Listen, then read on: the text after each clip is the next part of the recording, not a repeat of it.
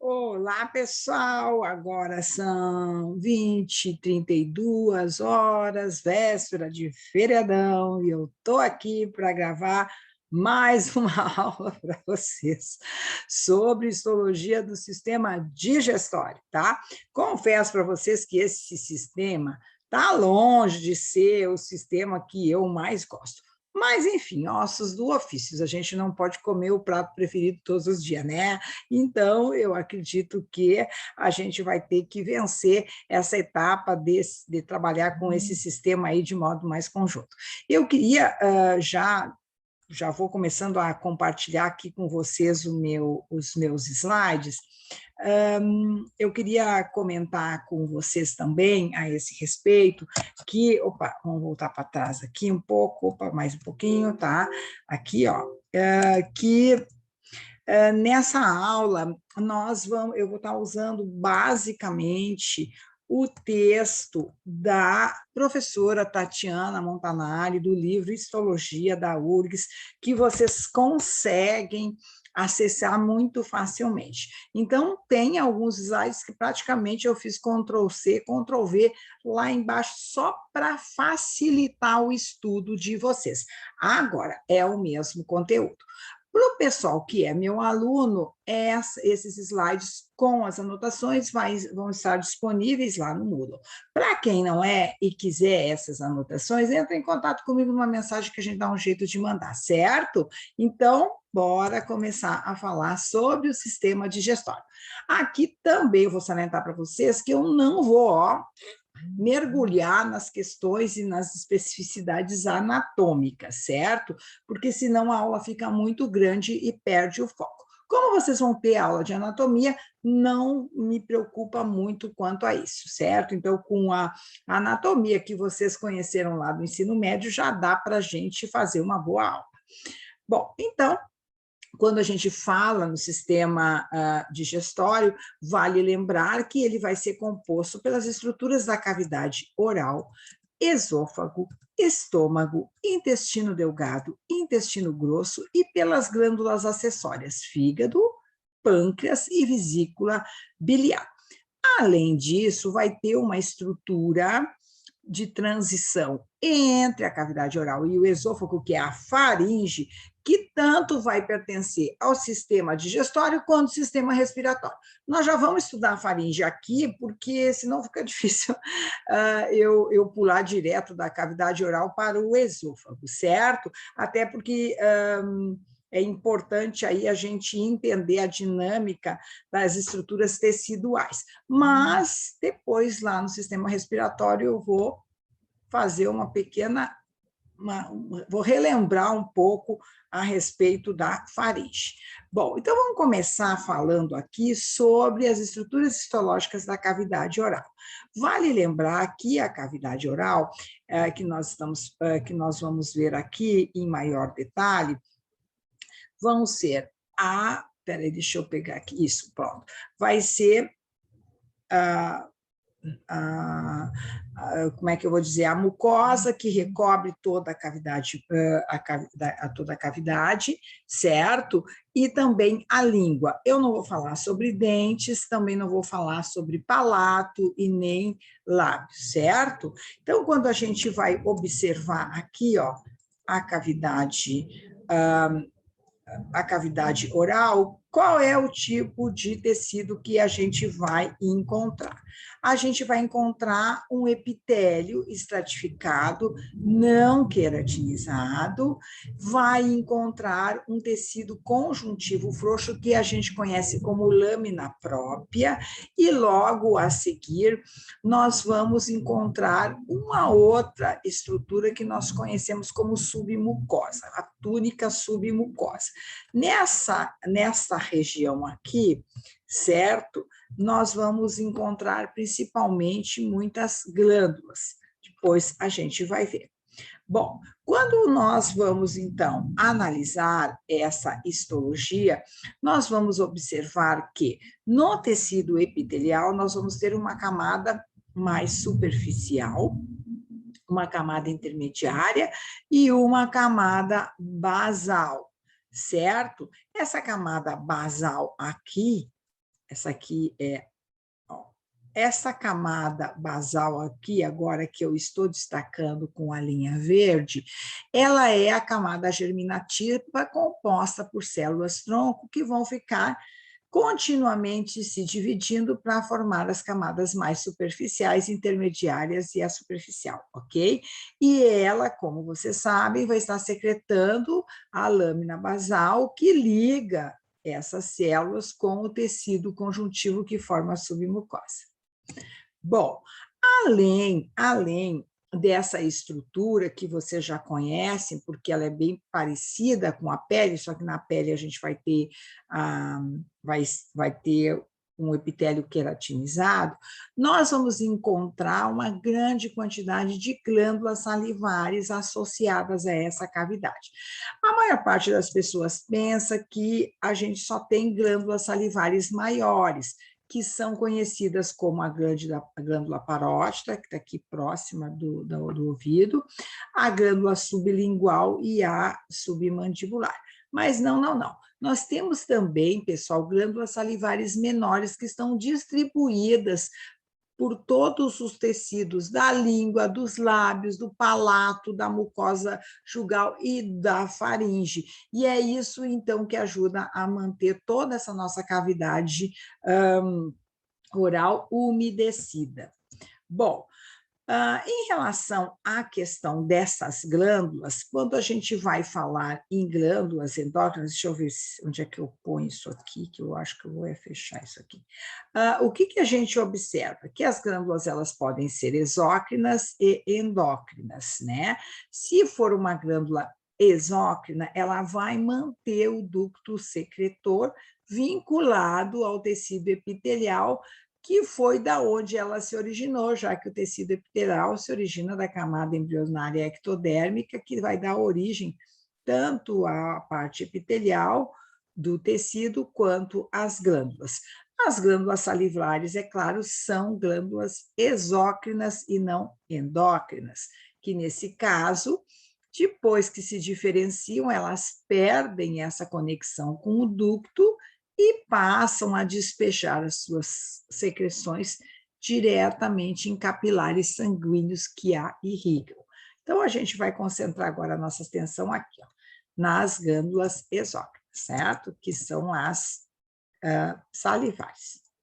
Bom, antes de nós falarmos um pouco mais sobre essas glândulas, vamos lembrar que a saliva ela é super importante para uma série de funções, principalmente ela vai ajudar a umedecer e também a iniciar a digestão dos nossos alimentos, tá? Ela é constituída basicamente de água e 1% de proteínas, como a ptialina, a lactoferrina, a lisozima e outras, por aí vai, e também alguns outros íons, certo? Bom, então, vamos continuar. Vamos falar um pouco mais sobre a estrutura histológica das glândulas maiores. Vamos começar, então, falando sobre essas glândulas, lembrando que essas glândulas elas vão ser multicelulares e elas vão apresentar ao redor delas uma cápsula, que eu estou mostrando aqui para vocês nessa microfotografia, de um corte histológico corado com hematoxina e eosina.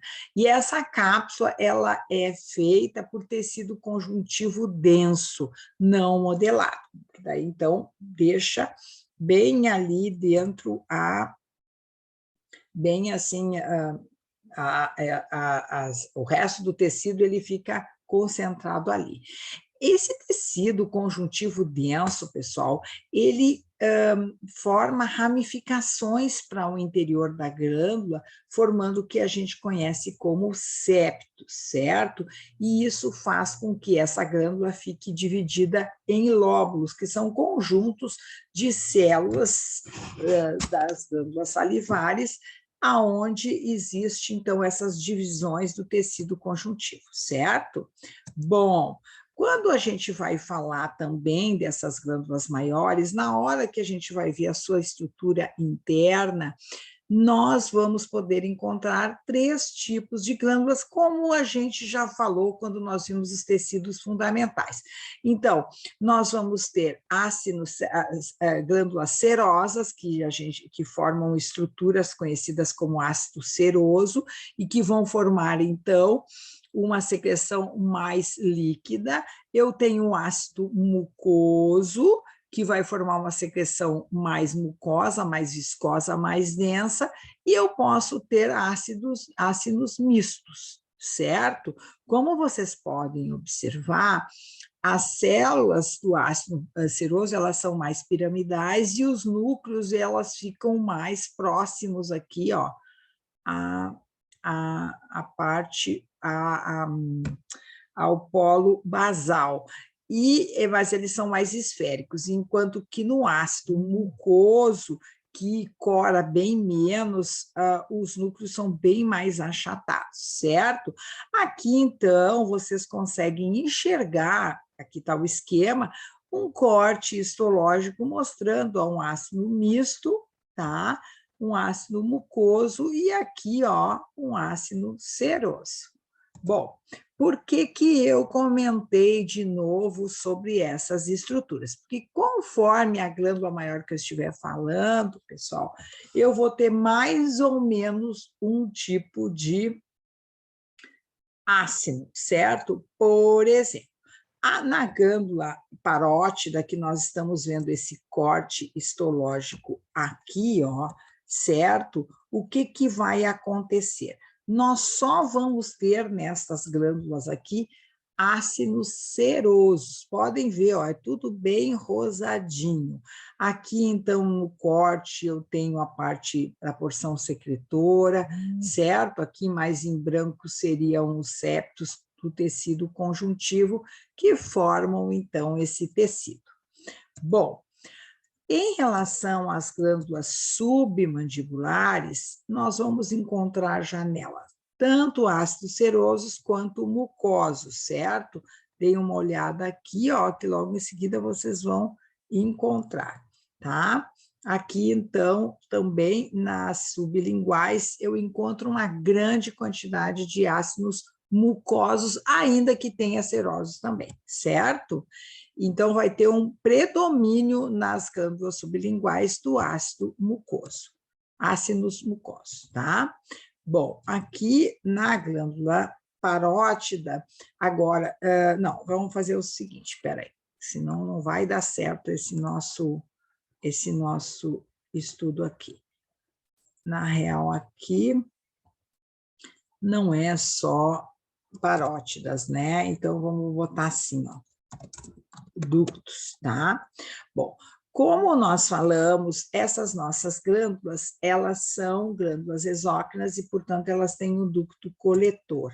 E esse ducto coletor, eles pode ser do tipo estriado, que eu vou ter um epitélio colunar simples com microvilosidades, ou ductos intercalares, certo? Mas o mais importante é que eles fazem a função de conduzir a saliva para o exterior da glândula.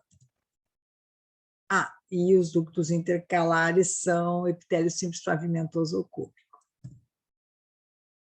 Bom, agora que a gente viu como é que é feita a nossa cavidade bucal e que ela é, de uma certa maneira, bem mais simples, nós vamos falar de uma estrutura que vai ter uma histologia bem mais complexa, que é a nossa língua.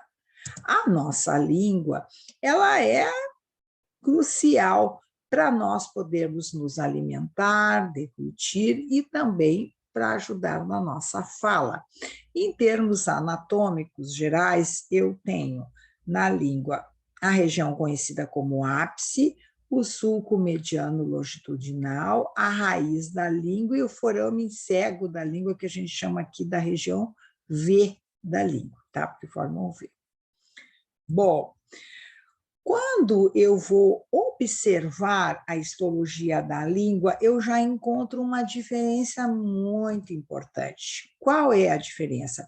A parte, ó, dorsal da histologia da língua é diferente da parte ventral.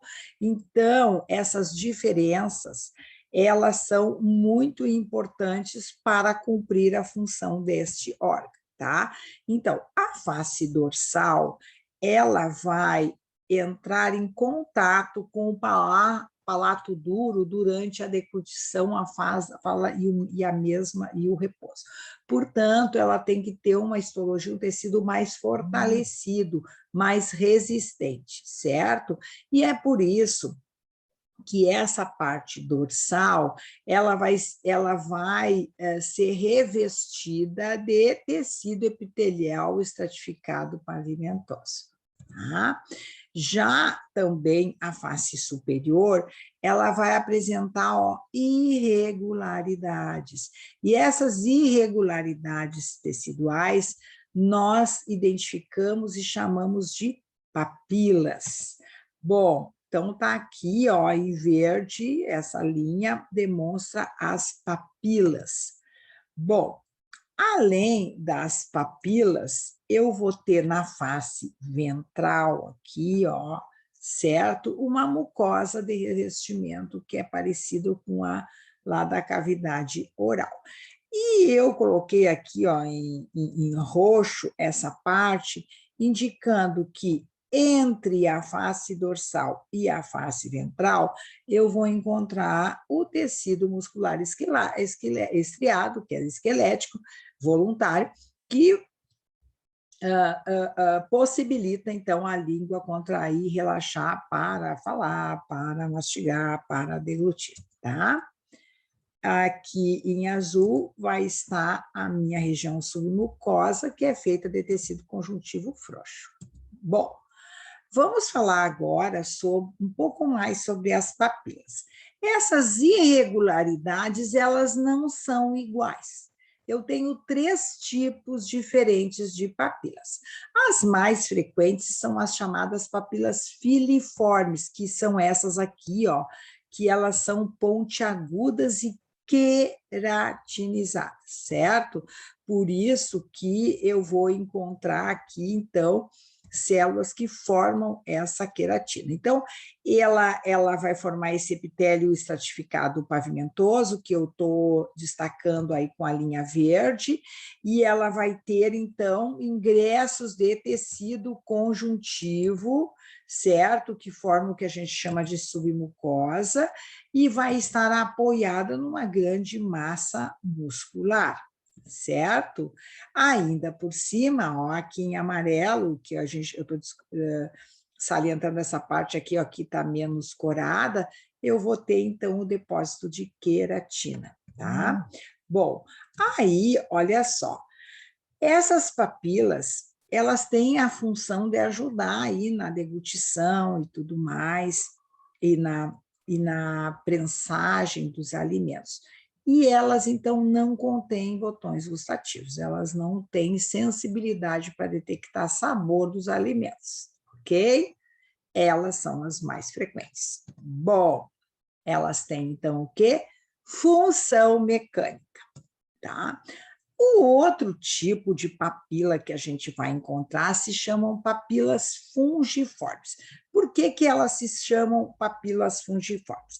Elas são menos frequentes e até podem ser visíveis ao olho nu. E elas têm corpúsculos, corpúsculos gustativos, principalmente nas regiões dorsais e laterais, e elas estão localizadas entre papilas filiformes, e elas conseguem detectar aí os seus botões gustativos, os sabores doce e salgado. Sabe por que elas chamam papila fungiforme? Porque, como elas são mais largas na parte apical, elas parecem cogumelinhos, ok? Bom, então tá aqui, parte apical dilatada, formato de cogumelo. Certo, então aqui, vamos lá.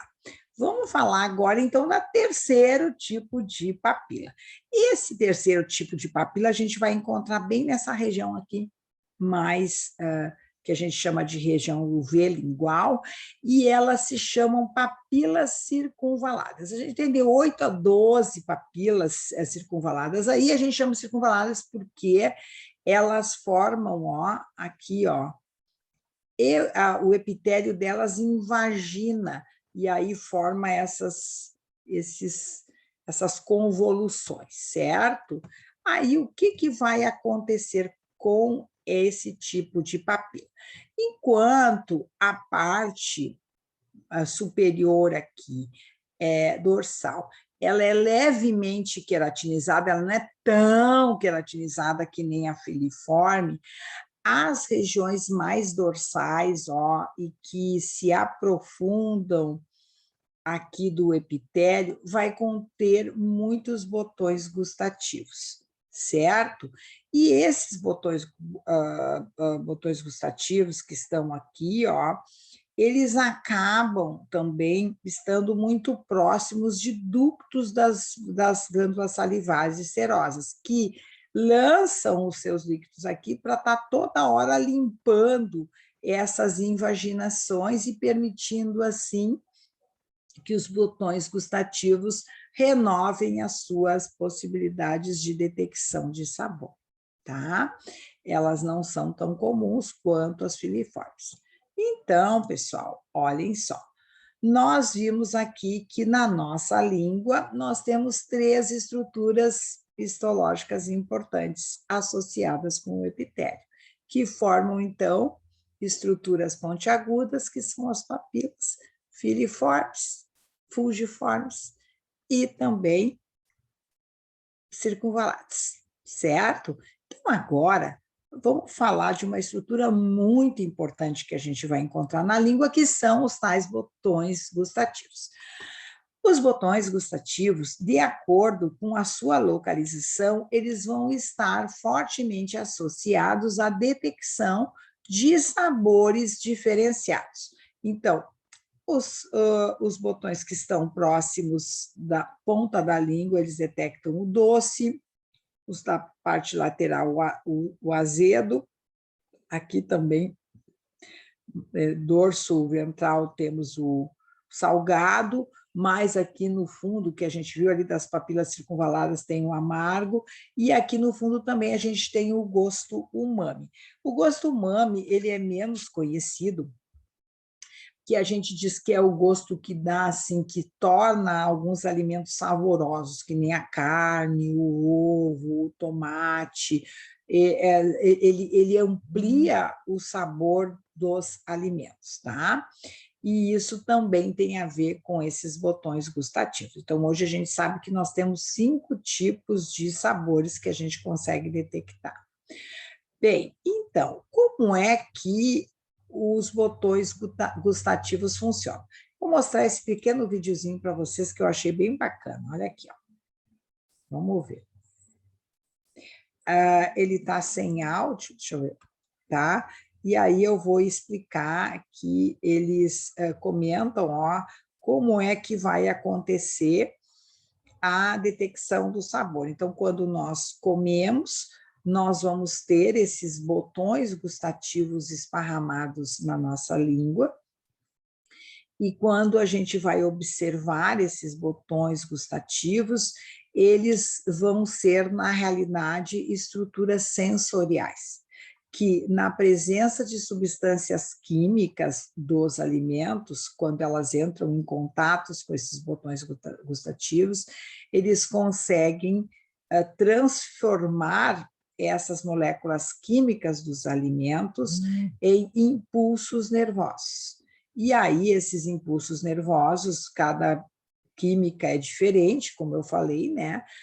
Se é salgado, se é doce, se é umami, e aí esse impulso nervoso agora vai ser transmitido lá para o cérebro, certo? Então, olha só, ele vai sair daqui e vai chegar na região do cérebro que detecta o sabor.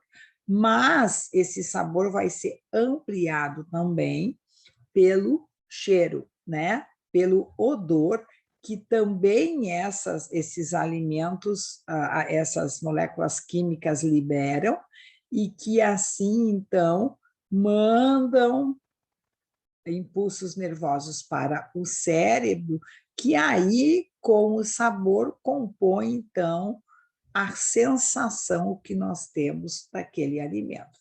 Doce, salgado, azedo, umami, certo? Bom, então vamos falar um pouco mais agora sobre o botão gustativo em si, tá? O botão gustativo, ele vai ser formado por células de esporte e células receptoras do gosto. Esse é receptor do gosto é porque aquele alimento tem molécula química que casa com essa recepção aqui, tá? Então, ela tem um poro e essa célula receptora, ela transforma, então, essas moléculas que indicam, por exemplo, que uma substância é doce, salgada, em um impulso nervoso. Então, esses botões gustativos estão ligados aí a uma rede nervosa. Aqui, então, eu mostro para vocês a histologia desses botões. Eu acho eles tão bonitinhos. Oh, que bonitinhos. Eles são estruturas multicelulares ovoides, certo? Constituídas por células neuroepiteliais e de sustentação mais alongadas, mais claras. Então, tem essas aqui que são as neuroepiteliais e umas mais clarinhas, que são as células de sustentação. Vão possuir micróvilos também, ou seja, convoluções, e as células neuroepiteliais, que são os receptores do paladar. Elas fazem, então, sinapse com fibras sensoriais, que são as fibras aferentes dos nervos cranianos, principalmente do nervo craniano facial, glossofaríngeo e vago, e leva lá para o cérebro, que volta e diz, isso aqui está doce, isso aqui está salgado, isso aqui está amargo, certo? Bom, as células basais que estão próximas aqui, ó, desses nossos botões gustativos, elas ficam produzindo essas células neuroepiteliais e de sustentações de modo constante. Então, isso faz com que as células de cada corpúsculo do nosso botão gustativo, a cada 10 dias, elas sejam renovadas. Então, elas têm uma alta taxa de renovação. Por isso que quando a gente vai ficando velho, essa taxa vai diminuindo, e aí a gente vai começando a ter mais problemas de sentir gosto e até mesmo com o cheiro lá, com o odor, tá? Bom, pessoal, então, aqui, ó, terminamos a nossa conversa com a língua. Vocês viram que agora a língua já foi bem mais complexa que a cavidade oral, tá? Saudades da cavidade oral. Bom, vamos lá. Então, agora vamos falar um pouco da faringe. A faringe, como eu falei para vocês, é um tubo muscular e membranoso, que é uma estrutura comum, tanto do sistema digestório quanto do sistema membranoso. Então, ela tem um comprimento de 12 a 15 centímetros e vai comunicar a cavidade oral, as fossas nasais e ouvidos, com o esôfago, tá? Bom, quando a gente vai observar aqui, ó, a faringe, nós encontramos 3 grandes seções dessa estrutura. Nós temos a nasofaringe, a orofaringe e a laringofaringe, ok? Bom, em cada uma delas eu posso ter o quê? Eu posso ter algumas especificidades histológicas. Então, vamos ver. Mas, assim, ó, de uma maneira geral, o que eu vou encontrar na faringe? Eu vou encontrar aqui o meu bom e velho tecido epitelial estratificado, pavimentoso, da orofaringe, seguido do meu tecido conjuntivo frouxo, tá? E esse tecido vai ser rico em glândulas salivares também, e logo em seguida ele vai estar apoiado aí em músculos longitudinais estriados, que ajudam a fazer a deglutição ou mesmo a respiração, tá? Bom, então, mais ou menos na faringe é isso que a gente tem, que eu quero salientar. Aqui, deixa eu ver se eu salientei mais alguma coisa. A única coisa que eu tenho a salientar aqui é que a faringe ela estará ligada principalmente com as tonsilas. Só que as tonsilas a gente estudou lá no sistema imunitário, tá? Que a gente conhecia, que o pessoal popularmente chama de amígdalas, ok? Bom, então, a partir de agora, vamos comentar mais a respeito da histologia do nosso tubo gastrointestinal. O nosso tubo gastrointestinal, ele vai ser composto pelo esôfago, que a gente vai ver, pelo estômago, pelo intestino delgado, depois vai vir o intestino grosso até sair lá no ânus, né? Reto e ânus. Bom, então, para nós falarmos do tubo gastrointestinal, que vai ter especificidades histológicas conforme cada um desses órgãos, primeiro eu vou mostrar para vocês uma estrutura geral, um esquema geral da histologia do tubo gastrointestinal, mas cada um, depois vocês vão ver, tem as suas especificidades. Então, se eu pegar aqui ó, o meu tubo gastrointestinal, eu vou encontrar, em primeiro lugar, o seguinte, deixa eu colocar aqui que vai facilitar a minha vida, tá? Na parte interna, ó, onde vai estar circulando principalmente os alimentos, processados ou não, eu vou ter uma estrutura que eu chamo de túnica mucosa.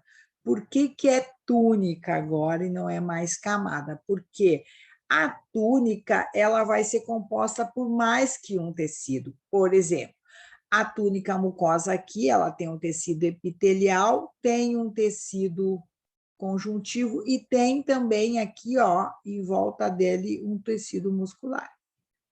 Então, quando a gente pensa na histologia do tubo gastrointestinal, a gente tem que pensar como se fosse fazendo uma lasanha, tá?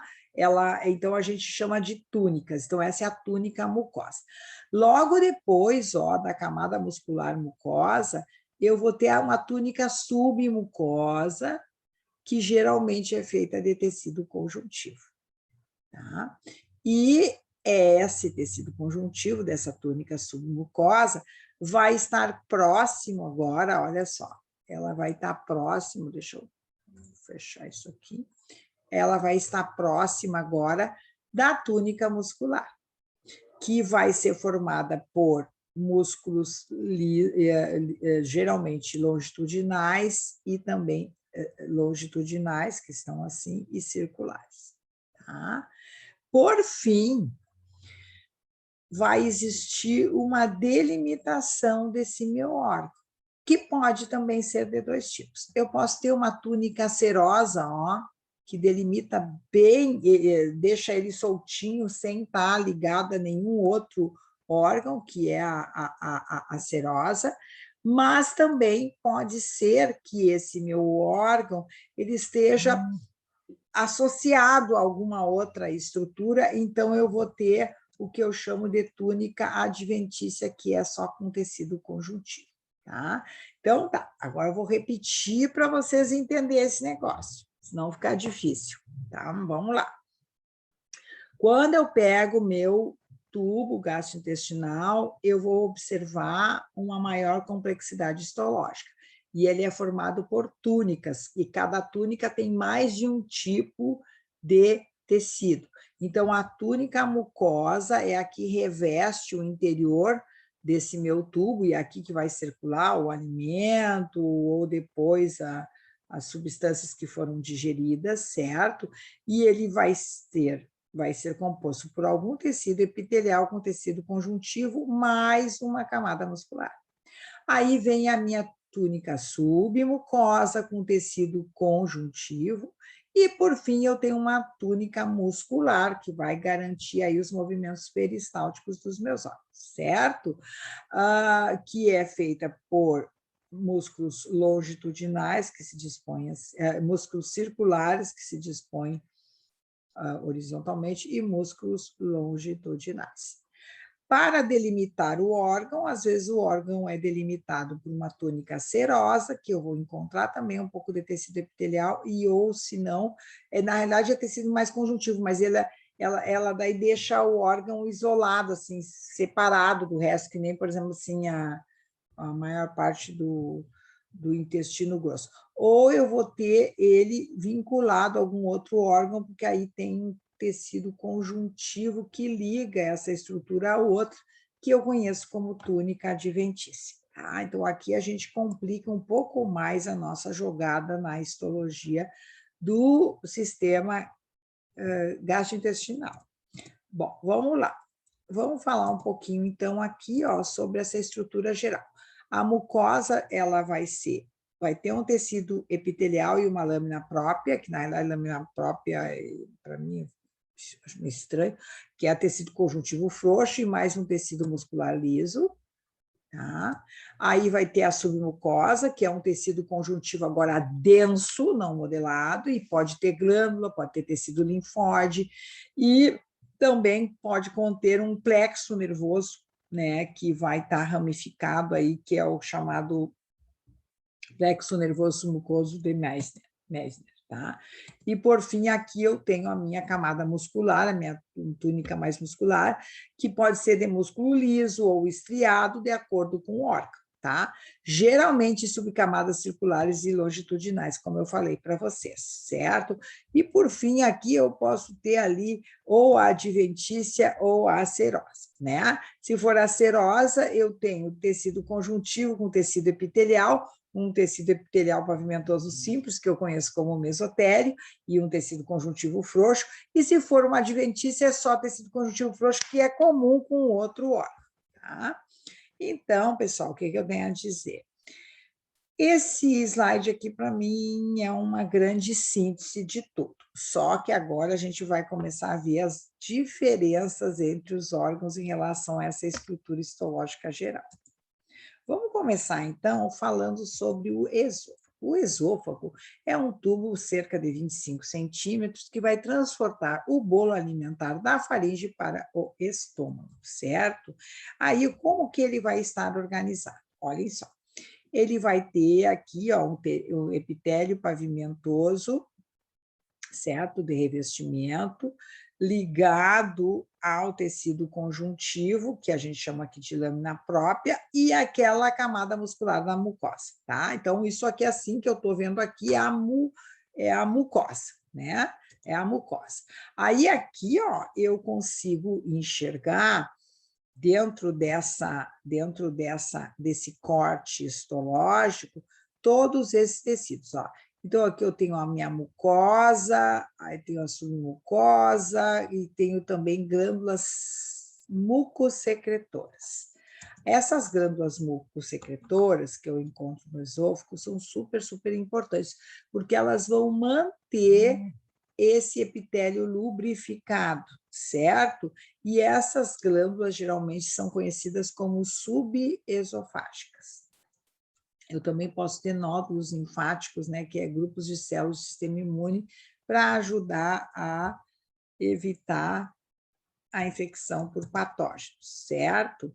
Aí, aqui eu só mostro aí também como é que eu vou falar, um corte histológico das glândulas, certo?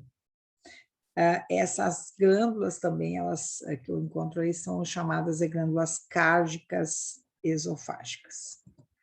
Bom, agora que a gente comentou sobre a estrutura do esôfago, vamos falar um pouco do estômago. O estômago, como vocês sabem, é uma porção dilatada do tubo digestório, onde o bolo alimentar ele vai ser macerado e parcialmente digerido, formando uma pasta que a gente conhece como quimo.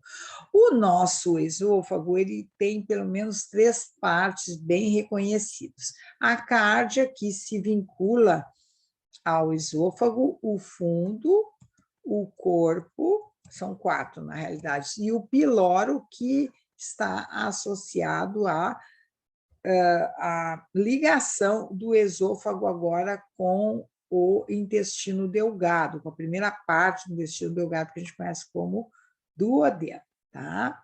Bom, então, quando a gente pega e vai comparar a histologia do esôfago com o estômago, acontece uma transição super abrupta. Eles são completamente diferentes, tá?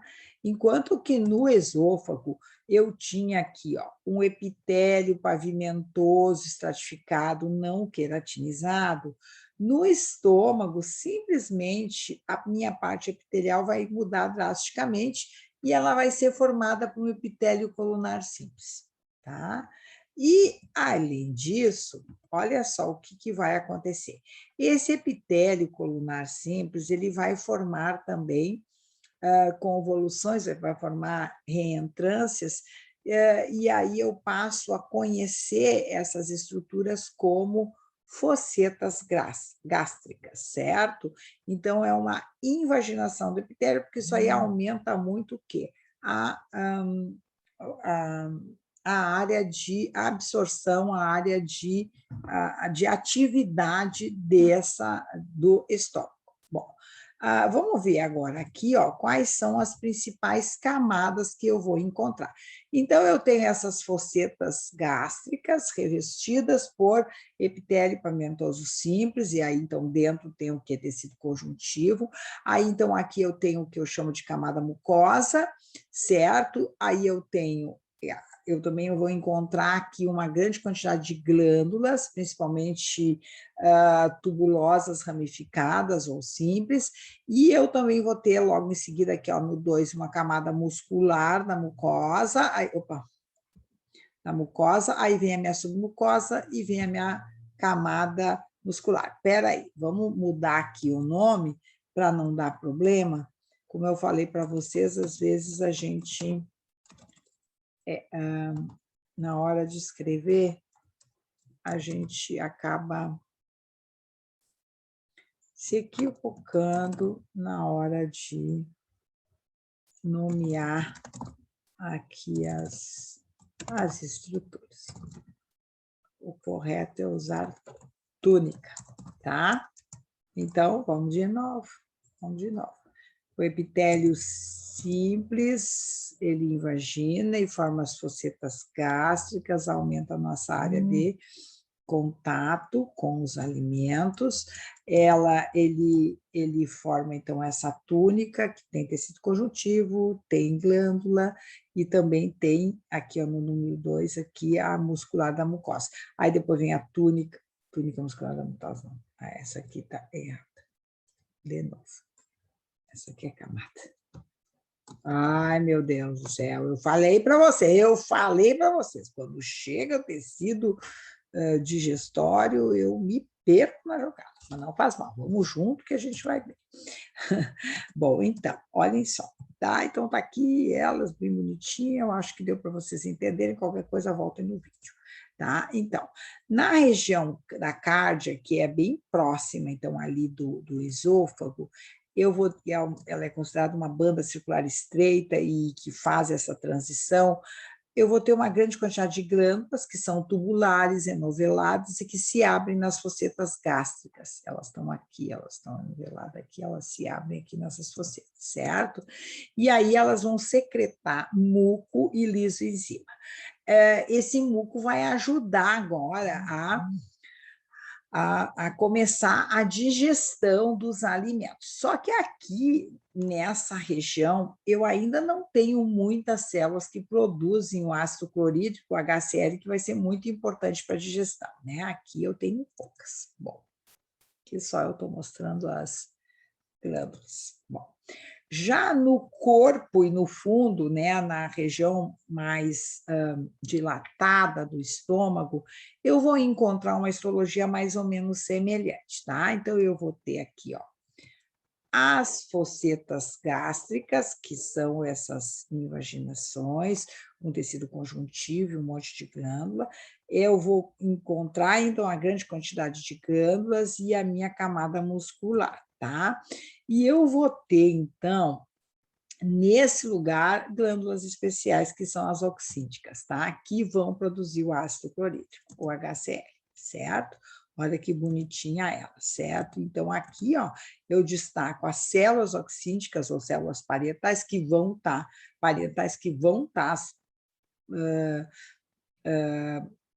sintetizando HCl e que estão ligadas, vinculadas às células mucosas. Por quê? Porque eu preciso de muito muco também ali, que não vai ser um pouco mais resistente ao HCl, para não causar lesões, né? Esse ácido não causar lesões na parede do meu estômago. Então, eles estão juntos. Bom, tá? E aqui, claro, eu tenho meu músculo liso. Bom, depois, bem próximo da saída do estômago para o intestino delgado, eu encontro uma região que a gente chama de antropilórico. Como é que é a histologia? De novo, eu vou ter aqui as minhas invaginações, as minhas focetas gástricas, agora elas são muito mais aprofundadas, Eu vou ter glândulas gástricas também, e elas estão assentadas, então, na muscular da mucosa, e depois vem a submucosa. Tá? Então, em relação ao corpo e ao fundo, o que mais tem aqui de diferente no antropilórico é esse aprofundamento das invaginações das focetas gástricas. Bom, agora deixa eu comentar com vocês aqui, um pouco sobre para que serve essa camada muscular da mucosa no meio parece que do nada. Ela é muito importante, porque, como você sabe, as células musculares elas fazem contrações. Aí, essa camada aqui, ela começa a comprimir essas glândulas aqui, quando elas contraem, e auxiliam, então, a liberação das secreções, tá? E elas também, essa camada muscular, vai promover a agitação dentro, né, lá do nosso estômago para misturar os alimentos e as secreções gástricas, formando então o quimo, certo? E também, então, nessa região que já está quase saindo do estômago, eu vou encontrar o esfíncter pilórico, que é uma camada muscular circular mais espessa que separa os dois órgãos e que geralmente impede o refluxo do material que entrou para dentro do intestino delgado de volta para o estômago, ok? Bom, vamos falar então agora um pouco sobre o intestino delgado. O intestino delgado, ele vai ser composto por 3 partes, pelo duodeno, pelo jejunum e pelo ilho. O duodeno é uma parte mais curta, cerca de 25 centímetros, o jejunum já vai ter 2,5 metros, e o ilho 3,5 metros, mais ou menos, certo? É nesse local que vai acontecer a finalização da digestão e que vai ser realizada principalmente com a ajuda de enzimas que foram produzidas pelo pâncreas e outras glândulas, mas principalmente pelo pâncreas, tá? E que são diretamente despejadas no duodeno, tá? E também essa finalização vai ser também, claro, né, finalizada aí, a digestão vai ser finalizada também com auxílio de enzimas das próprias células intestinais. Também aqui já vai acontecer, que é de grande relevância, a absorção dos nossos nutrientes, de muitos eletrólitos e de água para dentro do nosso organismo, certo? Bom, deixa então eu mostrar para vocês um esquema geral de como é que funciona essa histologia aí do meu intestino delgado. Eu vou ter microvilosidades também no meu tecido epitelial e ele forma, partes um pouco mais estreitadas e profundas que eu conheço como criptas de Lieberkühn, tá? Eu tenho também aqui nódulos, eu tenho camada muscular das mucosas, que nem lá. O mais importante é salientar para vocês que nesse meu tecido epitelial eu não vou encontrar um tipo só de célula, eu vou encontrar a célula absortiva, a célula que vai absorver agora aqueles nutrientes todos para botar para dentro do meu corpo. Eu vou encontrar células caliciformes que vão ficar produzindo muco. Eu vou encontrar células enteroendócrinas que também vão ajudar a regular aí toda essa questão da nutrição. Mais as células tronco, que ficam o tempo todo regenerando esse tecido e também células EPANE que ajudam aí em todo esse processo de absorção. Certo, pessoal? Olhem só a diversidade de células que a gente encontra no nosso intestino delgado. Bom, então aqui ó, eu mostro para vocês um esquema geral das 3 principais camadas histológicas que eu vou encontrar nesse tecido, lá no duodeno. Eu vou encontrar essa camada mucosa, bem grande, né? Aqui dentro, aqui vai estar os nutrientes para serem absorvidos, e aqui eu tenho um monte de tecido epitelial com aquelas glândulas, aquelas células que eu falei para vocês, e tem as glândulas, aí vou ter uma camada submucosa e uma camada muscular. Bom, aqui, ó, no duodeno também, eu vou encontrar grande quantidade de glândulas tubulares intestinais ou glândulas de Lieberkühn, que vão ajudar em todo esse nosso processo, não só de digestão, mas de absorção dos nutrientes. Bom, então, vamos falar um pouco agora sobre o intestino grosso. O intestino grosso é uma estrutura que está dividida no seco, cólon, reto e ânus.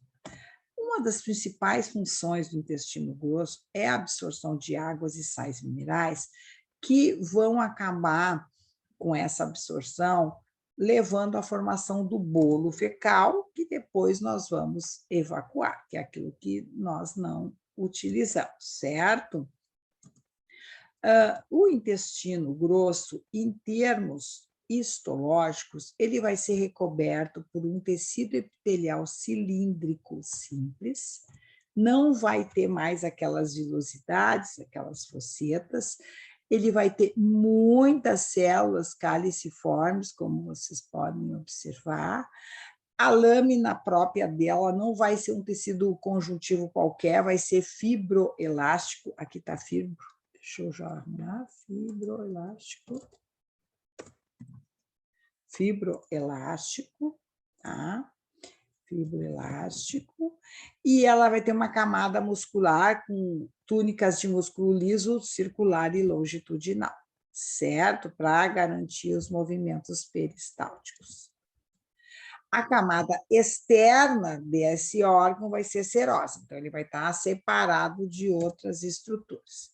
Quando a gente vai observar, então, as túnicas do intestino grosso, a gente tem o quê? Temos aqui ó, a nossa mucosa, com muitas células caliciformes, e eu tenho a região submucosa, muscular interna e externa, certo? Aqui eu tenho também essas glândulas mais retas de Lieberkühn, que são tubulares retas. E aqui eu tenho as minhas camadas musculares longitudinal e circular, que ajudam, então, nos movimentos de contração e relaxamento deste órgão. Bom, agora, por fim, nessa aula, vamos comentar um pouco sobre a histologia dos anexos do sistema digestório, que são as glândulas pâncreas, fígado e vesícula biliar, certo? E, em primeiro lugar, é importante já comentar para vocês que todas essas glândulas vão ter ductos para despejar suas secreções, grande parte de suas secreções, não todas, no duodeno, ou seja, para despejar muitas dessas secreções lá no intestino delgado, ajudando, assim, a digestão e a absorção dos nossos nutrientes, certo? Bom, vamos começar, então, falando sobre o pâncreas. O pâncreas é uma glândula muito bacana e muito especial, que é uma chamada glândula mista, porque ele tem uma parte exócrina e uma parte endócrina. A parte exócrina a gente conhece como glândulas, ela é composta por glândulas acinosas serosas, ou seja, elas formam uma secreção mais liquefeita, e a endócrina por estruturas, por grupamentos celulares conhecidos como ilhotas de Langerhans, e que vão estar associados à produção de determinados hormônios. Hormônios muito importantes, como é o caso da insulina e do glucagon, certo? Vamos ver, então, como é que fica a estrutura histológica deste órgão. Na realidade, os ácidos serosos, eles são predominantes e eles envolvem, não é, grupos diferenciados e menos corados de células que a gente conhece como ilhotas de Langerhans, certo? Aqui nesse esquema, então, eu mostro a ilhota de Langerhans, certo?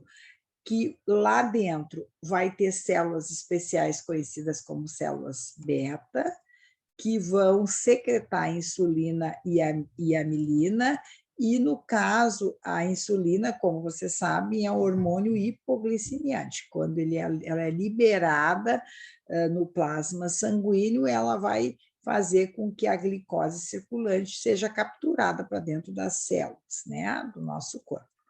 Também as ilhotas de Langerhans vão ter células do tipo alfa, que vão produzir agora glucagon.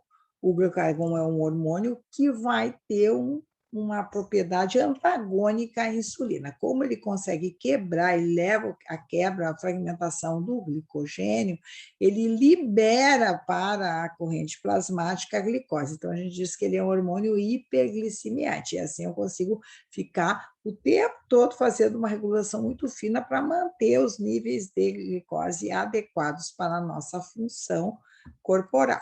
Bom, além disso, eu tenho também algumas células delta que estão associadas à secreção da somatostatina, que é um hormônio que vai funcionar principalmente lá nas células do estômago e do intestino, certo? Em volta, então, como eu falei para vocês, das ilhotas de Langerhans, eu vou ter os meus ácidos pancreáticos, que vão secretar uma grande quantidade de precursores de enzimas digestivas e vão desembocar lá no duodeno para ajudar, então, na digestão dos nossos alimentos. Eu gosto muito desse esquema, porque com esse esquema eu consigo enxergar melhor o nosso órgão, tá? O pâncreas.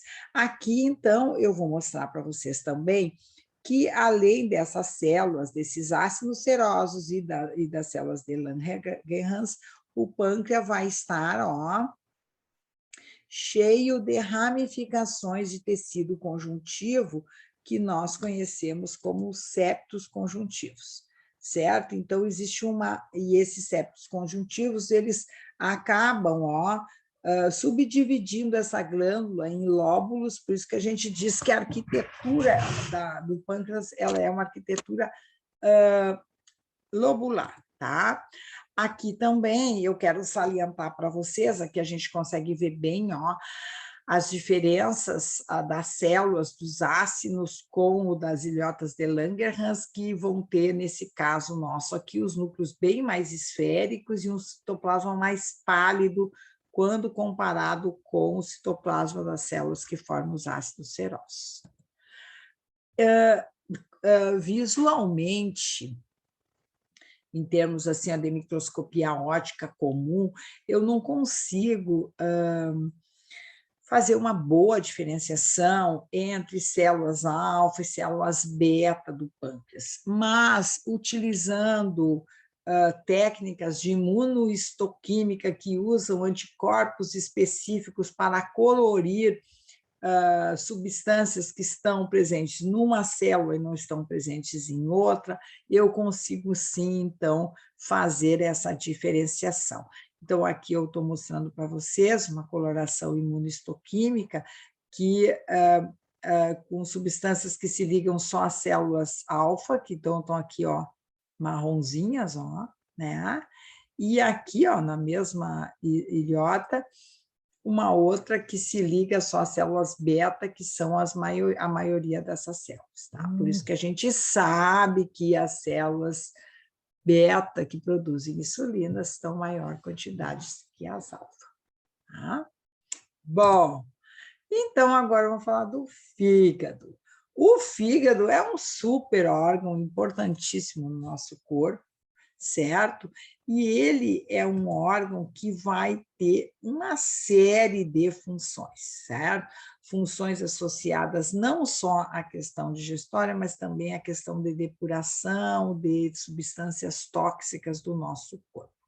Em termos histológicos, as células do fígado, elas também vão estar separadas por septos de tecido conjuntivo, que são ligados à cápsula de tecido conjuntivo denso não modelado que envolve esse órgão, tá? E o mais interessante aqui é que esse tecido conjuntivo, que aqui está em amarelo, ele vai estar fortemente associado a uma grande quantidade de tipos de vasos sanguíneos, inclusive tendo vasos veias centrais, certo? Por que que esses vasos sanguíneos vão ser importantes? Porque o fígado fica tem uma série de funções e ele acaba também sendo um centro de processamento aí de nutrientes que precisam ser transportados para outros lugares do corpo, e ele também precisa receber substâncias tóxicas para depurar, etc, etc, tá? Depois vocês vão estudar bem melhor aí a função lá na fisiologia associada com o fígado, ok? Bem, quando a gente pega, então, e vai olhar a arquitetura do fígado, a gente vai encontrar células do fígado que nós chamamos de hepatócitos, que elas são geralmente, então, delimitadas por esses septos de tecido conjuntivo. Aqui, novamente, eu vou lançar mão de um esquema para mostrar para vocês. Então, eu vou ter veias centrais, aqui eu tenho os hepatócitos, certo? Eu vou ter aqui artérias interlobulares, veias interlobulares, eu vou ter condutos biliares também, vou ter vasos sinusoides. Então, essa formatação aqui de células, ela se repete e ela tem mais ou menos essas estruturas que vão permitir, então, que o nosso fígado seja eficiente nas suas funções. Quando a gente vai falar especificamente sobre hepatócitos, que são as células do fígado, eu chamo a atenção que eles podem ter um ou dois núcleos centrais, aqui tem aqui tem dois, certo? Um ou dois núcleos centrais. Essas células são riquíssimas em mitocôndrias e elas também têm dentro delas muitos glicogênios e gotículas lipídicas, que dá a elas um aspecto vascularizado. Por quê? Porque o fígado ele absorve muitos das nossas células de gordura para poder reprocessar e enviar para o resto do corpo. Essa parte aí eu não vou entrar, como eu disse para vocês, em maior profundidade, senão vou ter que ficar dando aula aqui de anatomia e de fisiologia, não dá tempo e aí fica bem confuso, certo? Bom, aí, aqui, eu mostro para vocês, então, as minhas veias aqui, centrais, e vários tipos de vasos sanguíneos que estão presentes nos septos do tecido conjuntivo. Isso aí é uma especificidade do fígado. Tá? Oba! Última lâmina não, última estrutura dessa aula. Vamos falar um pouquinho, então, sobre a vesícula biliar. A vesícula biliar, ela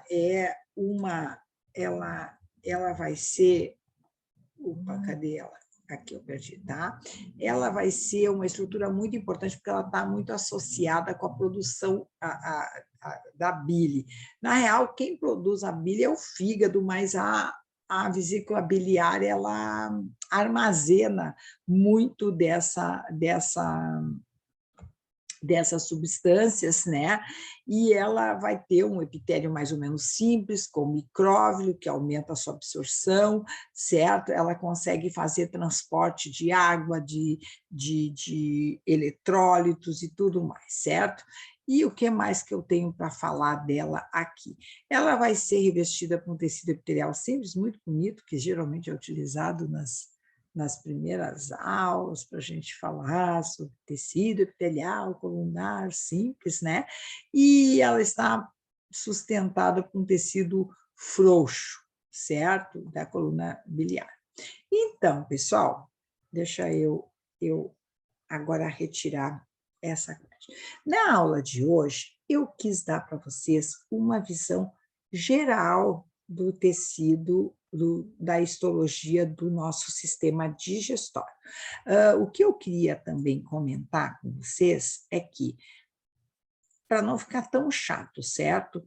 Mas se vocês pegarem aqui, ó, isso que eu queria mostrar, os slides, ó, podem ver, ó, tem muito mais informação. E eu vou estar baseando os nossos estudos dirigidos justamente nessas informações. Por quê? Porque aqui eu falei de modo superficial, mas aqui nessas informações, retiradas principalmente do livro da professora Tatiana Montanari, a gente consegue aprofundar algumas questões que são importantes que vocês conheçam a respeito da histologia desse sistema, certo? Então, finalizando a minha aula de hoje, eu mando um beijo para vocês. Eu sei que vocês vão estar vendo essa aula num outro momento, mas para mim, então, eu vou começar o meu feriadão, certo? De 1º e 2 de novembro. Até a próxima.